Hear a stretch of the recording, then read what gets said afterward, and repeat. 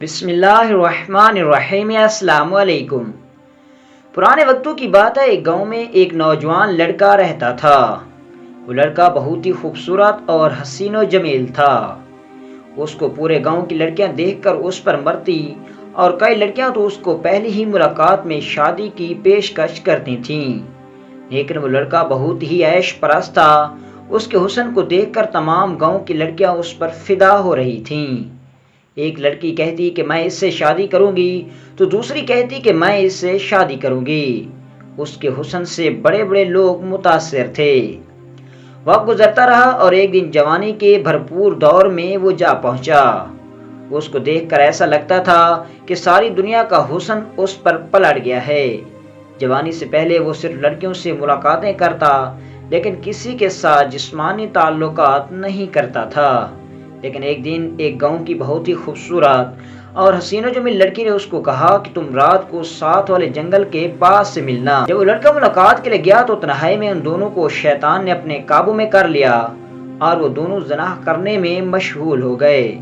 جب اس لڑکے نے زنا کر لیا تو اب اسے بہت لطف آنے لگا، اور وہ ہر روز کسی نہ خوبصورت لڑکی کو اشارہ کرتا، اور وہ لڑکی آدھی رات کو اس جگہ پر پہنچ جاتی، اور گاؤں بھی وہ جہالت میں ڈوبا ہوا تھا۔ اس گاؤں کے لوگوں کا اپنی بیٹیوں پر بالکل بھی کنٹرول نہیں تھا۔ گاؤں بھر کے نوجوان اور حسین و جمیل بیٹیوں کے باپ بہت تنگ آ چکے تھے۔ اب نوجوان لڑکیاں تو کیا، شادی شدہ عورتیں بھی اس پر فدا ہونے لگیں۔ ہر وقت لڑکیوں کو اس لڑکے کے بارے میں بات کرنے کے علاوہ اور کوئی کام نہیں تھا۔ جب یہ سارا ماجرا گاؤں والوں نے دیکھا تو بہت تنگ آ گئے، اور انہوں نے کہا کہ ہم گاؤں کے سرپنچ کے پاس جا کر اس مسئلے کو تفصیل سے بیان کرتے ہیں۔ تمام گاؤں والے اکٹھے ہوئے اور سرپنچ کے پاس گئے اور سرپنچ کو سب کچھ بتا دیا۔ یہ سب سن کر وہ سرپنچ بہت پریشان ہوا، کیونکہ وہ بہت ہی نیک دل اور معزز انسان تھا۔ اس کی 4 بیٹیاں تھیں جو بہت ہی خوبصورت اور حسین و جمیل تھیں، لیکن اس نے اپنی بیٹیوں کی تربیت ایسی کی تھی کہ اس کی بیٹیوں پر کبھی کسی نے نظر اٹھا کر بھی نہیں دیکھا۔ یہ سن کر وہ بہت پریشان ہو گیا، کیونکہ وہ جانتا تھا کہ اس گاؤں کا ماحول میری بیٹیوں کی تربیت پر ضرور اثر کرے گا۔ چند لمحے سوچنے کے بعد سرپنچ نے کہا، مجھے کل صبح تک کا وقت دیا جائے۔ جب صبح ہوئی تو سرپنچ صاحب اپنے گاؤں کے ایک بڑے درخت کے نیچے بیٹھا ہوا تھا۔ تمام گاؤں والے وہاں پہنچ گئے اور سرپنچ کو کہا کہ اگر اس مسئلے کو جلد حل نہ کیا گیا تو یہ لڑکا ہمارے گاؤں کی پوری عزت کو خراب کر دے گا، اور ہو سکتا ہے کہ اس کی حرکتوں اور کاموں کی بو تمہارے گھر تک بھی پہنچ جائے۔ یہ سن کر سرپنچ کی پریشانی اور بڑھ گئی۔ گاؤں کے سرپنچ نے کہا، میرے پاس ایک ترکیب ہے، اور اس ترکیب کو استعمال کر کے اس گاؤں کے لڑکے کو زنا اور بدکاری جیسے گندے فعل سے روک سکتے ہیں، اور اپنے گاؤں کی عزت بھی بچا سکتے ہیں۔ تمام گاؤں والے سرپنچ کی طرف متوجہ ہو گئے اور کہا، تم اپنی ترکیب بتاؤ۔ سرپنچ صاحب نے کہا، اس لڑکے کی بہن سے گزارش کرو کہ وہ ہماری مدد کرے۔ تو گاؤں والوں نے کہا، سرپنچ صاحب اس لڑکے کی بہن ہماری کس طرح مدد کر سکتی ہے؟ تو اس نے کہا کہ ہم اس کو کہیں گے کہ تم ایک گاؤں کی دوسری لڑکی ہو کر اس کو ایک خفیہ چٹھی لکھو، اور اس میں یہ کہو کہ تم رات کو گاؤں کے ساتھ والے پرانے کھنڈر میں ملنا، اور اس کے بعد جب وہ لڑکے ملنے جائے گی تب جو ہوگا میں وہ خود سنبھال لوں گا۔ سرپنچ صاحب کی بات سے تمام متفق ہو گئے، کیونکہ اس کے علاوہ ان کے پاس اور کوئی راستہ بھی نہیں تھا۔ گاؤں کی معزز عورتیں اس لڑکے کی بہن کے پاس گئیں اور اسے ساری صورتحال سے آگاہ کیا۔ اس لڑکے کی بہن نے ان کی مدد کرنے کے لیے حامی بھر لی، کیونکہ وہ جانتی تھی کہ میرا بھائی اس طرح کام کرتا رہا ہے اور اس کا انجام بہت عبرتناک ہوگا۔ اس نے ایک جھوٹی چٹھی لکھ کر گاؤں کی ایک چھوٹے سے بچے کو دی کہ جا کر میرے بھائی کو دے آؤ، اور جب وہ چٹھی اس کے پاس پہنچی تو وہ نوجوان بھی خوش ہو گیا اور مقررہ وقت پر وہاں کھنڈر میں پہنچ گیا۔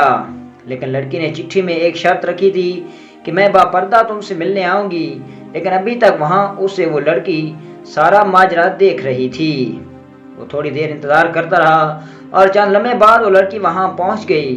اس نوجوان لڑکے کی طرح اس کی بہن بھی بہت ہی خوبصورت اور حسین و جمیل تھی۔ پردے میں دور سے دیکھ کر وہ بہت خوش ہونے لگا۔ جیسے وہ لڑکی اس کے قریب گئی تو وہ نوجوان اور حسین و جمیل لڑکا اس کے جسم کو دیکھ کر شیطانی ہنسی لگا، اور اس کے قریب آنے لگا، لیکن جیسے وہ لڑکا قریب آنے لگا تو اس لڑکی نے اپنا پردہ ہٹا دیا۔ اس لڑکے نے جیسے ہی دیکھا تو اس کے پیروں تلے زمین نکل گئی اور وہ غصے سے لال ہو گیا اور اپنی بہن کو کہا کہ تم یہاں کیسے آ گئی؟ تمہاری جرت کیسے ہوئی کہ تم آدھی رات کو گھر سے باہر ہو؟ تو اس کی بہن نے کہا کہ کیا وہ لڑکیاں جن کی عزت کو آج تک تم خراب کرتے آ رہے ہو، کیا وہ کسی کی بیٹیاں یا بہنیں نہیں ہیں؟ کیا ان لڑکیوں کی کوئی عزت نہیں ہوتی؟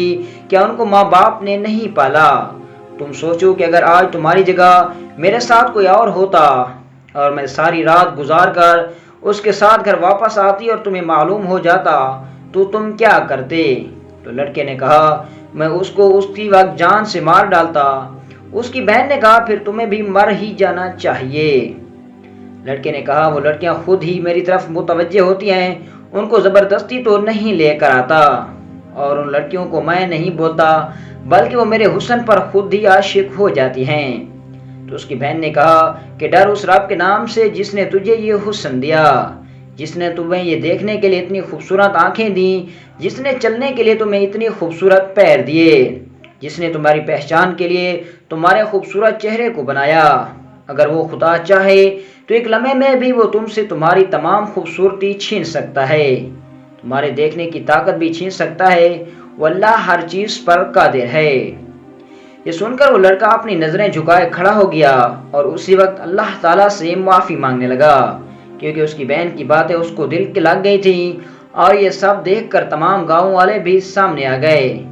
اس کے بعد اس لڑکے نے ان تمام گاؤں والوں سے معافی مانگ لی اور اپنے ماں باپ اور بہن کو لے کر دور کسی گاؤں میں چلا گیا۔ اس کے بعد سرپنچ نے اپنے گاؤں میں اعلان کر دیا کہ جو بھی لڑکی یا لڑکا زنا کاری میں پکڑا گیا تو اسے تمام گاؤں والوں کے سامنے سنسار کر دیا جائے گا، اور کہتے ہیں کہ اس کے بعد اس گاؤں میں زنا کاری جیسا کام ختم ہو گیا اور گاؤں کے لوگ پھر ہنسی خوشی زندگی گزارنے لگے، اور اس گاؤں کو بھی اللہ نے راہ راست پر ڈال دیا۔ دوستوں امید ہے کہ آپ کو ہماری یہ دلچسپ کہانی اچھی لگی ہوگی۔ اگر آپ کو ہماری یہ کہانی اچھی لگے ہمارے اس ویڈیو کو لائک کریں اور ہمارے چینل کو سبسکرائب کریں۔ تو ملتے ہیں انشاءاللہ نیکسٹ ویڈیو میں ایک دلچسپ کہانی کے ساتھ۔ اجازت دیجیے، اللہ حافظ۔